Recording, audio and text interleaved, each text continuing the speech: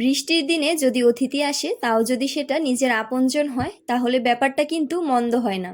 আজকে অতিথিদের জন্য শাশুড়ি মা নিজের হাতেই সম্পূর্ণ আয়োজন করেছে। আর আমরা দুই বউ মিলে টুকিটাকি হাতে হাতে কাজ করেছি, ভিডিও ক্লিপ নিয়েছি আর মজা করে খাওয়া দাওয়া করেছি।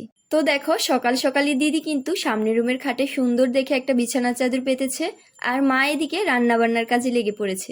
জানো তো, আমাদের শাশুড়ি মা কিন্তু একাই 100।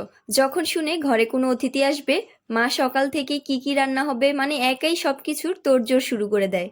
আর আমরা যতটুকু পারি টুকিটাকি হাতে হাতে হেল্প করার চেষ্টা করি।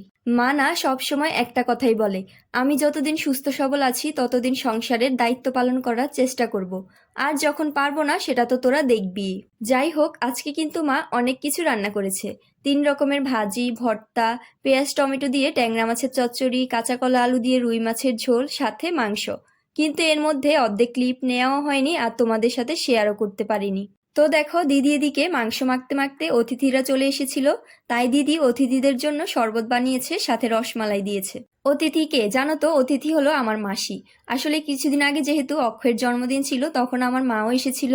আর আমার মাসির বাসাও যেহেতু চাঁদপুর, মাসিও সেভাবেই আমাদের বাসায় এসেছে। তো এদিকে মাসিদেরকে নাস্তা দেওয়ার পর রান্নাঘরে এসে দেখি মা মাংস রান্নাটা বসিয়ে দিয়েছে। আর দেখো, মাসিরা আসতে না আসতেই কিন্তু বাহিরে বৃষ্টি পড়া শুরু হয়ে গিয়েছে।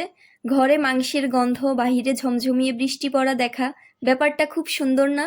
তারপর আমি চলে গিয়েছিলাম একটু মাংস নাড়াচাড়া করার জন্য, আর দিদিকে বলছিলাম আমার একটু ক্লিপ নাও। তো যাই হোক, রান্না শেষে আমরা সবাই মিলে খেতে বসে পড়েছি।